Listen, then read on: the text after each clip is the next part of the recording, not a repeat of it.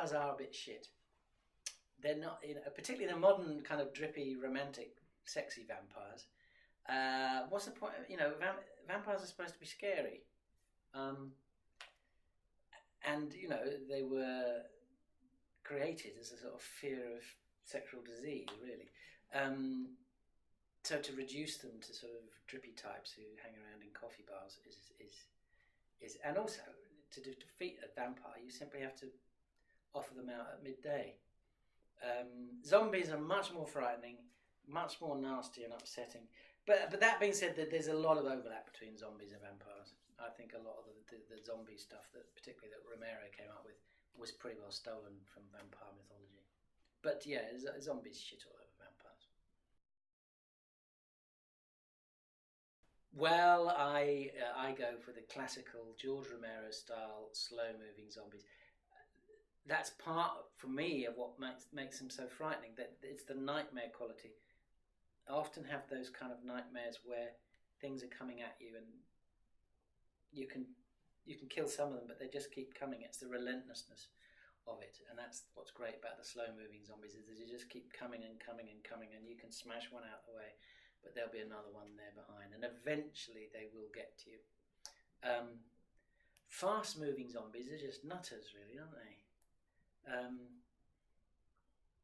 Yeah, they're like sort of football hooligans.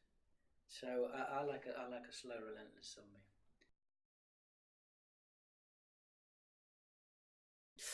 Oh, that's a really difficult one. I'd probably go with Night of the Living Dead because it was the first one, and it was the first one I saw, and it really freaked me out when I first saw it. I was at university, and back in those days, in the 70s, there were no videos, no DVDs. If you wanted to watch a horror movie, you had to see it at the cinema or hope that it came on late night TV. Night of the Living Dead wasn't the sort of film they put on TV in those days. So what I had to end up doing was I started a film club at university where we could hire these films in, and we did an all-nighter, and we put on Night of the Living Dead as part of that. It's the only way I could get to watch it, and it was fantastic watching it in the cinema like that. It's a bit old-fashioned. It was made very cheaply. There's some clunky bits, but it was the first. So it was the first, and without that, there would have been none. We wouldn't be suffering the plague of zombies that we have in the world at the moment.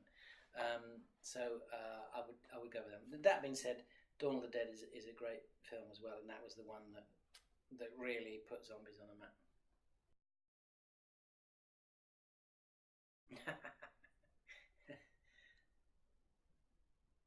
Well, in my books, the kids tend to use clubs more than edged weapons because they are actually easier to control and you're less likely to damage yourself. That's the problem. A badly wielded machete, you could do more damage to yourself or your friends if you're not careful.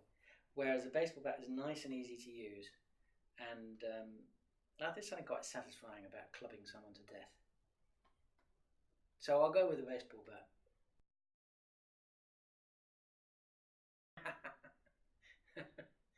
Well, if you really want to gross someone out, the intestine, I think, wins out over the brain.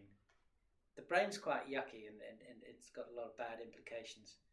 But the intestine, and the great thing about the intestine is you can have your intestine spilling out and you can still be just functioning and still clinging onto life and trying to stuff them back in.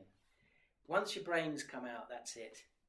It's over for you. So I think the idea of having your own stomach ripped open and seeing your intestines coming out and doing that thing that they often report on in from battle scenes of soldiers trying to put it all back in, I think nothing beats that, really.